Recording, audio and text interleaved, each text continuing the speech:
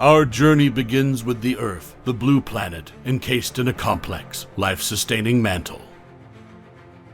This is our atmosphere, a thin yet protective blanket of gases, held close by Earth's gravitational pull. It is our planet's silent guardian, regulating our climate, shielding us from the harsh, cold vacuum of space, and providing the air that every living creature breathes.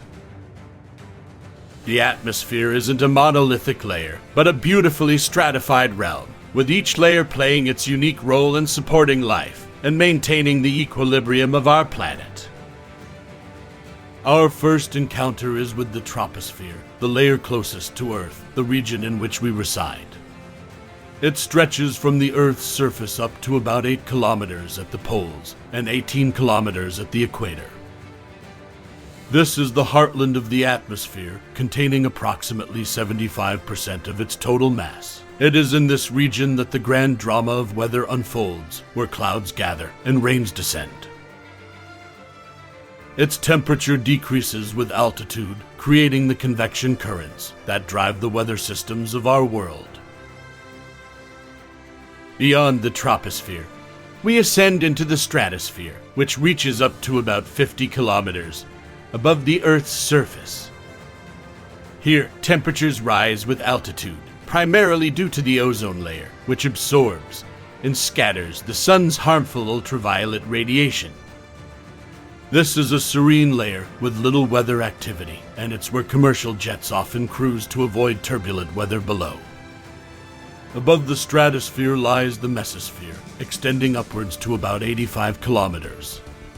Here, temperatures once again decrease with altitude, and it's cold enough to freeze water vapor into tiny ice crystals, creating what we call noctilucent clouds.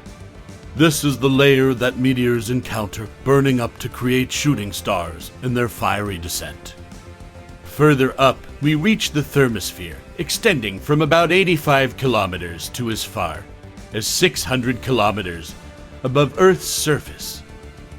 This layer experiences a sharp rise in temperature with altitude, potentially reaching temperatures above 1,000 degrees Celsius due to the absorption of intense solar radiation.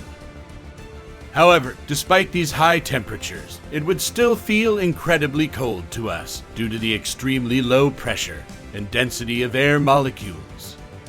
This layer is also home to the International Space Station in its low Earth orbit. Finally, we find the exosphere, the outermost layer of Earth's atmosphere. Here, atoms and molecules escape into space, and the boundary between the atmosphere and the vacuum of space becomes increasingly blurry. This layer extends from the top of the thermosphere up to 10,000 kilometers. Back to the composition of the atmosphere. Nitrogen, the primary gas, makes up 78% of the atmosphere. Then comes oxygen, comprising 21%, the breath of life for many organisms on our planet. The remaining 1% consists of a mix of other gases like argon, carbon dioxide, neon, helium, methane, krypton, hydrogen, and water vapor.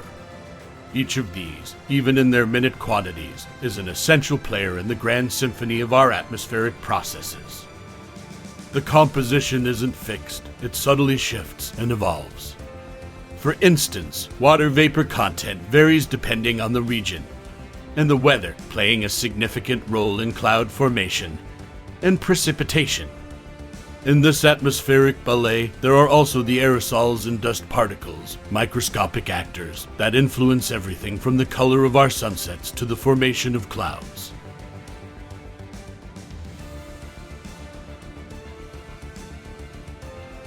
This is the Earth's atmosphere, our invisible fortress, our life-giving blanket, our buffer against the cold void of space. It stretches from the surface to the edge of space in a dynamic dance of gases, particles, energy, and life itself. It is our home within the cosmos,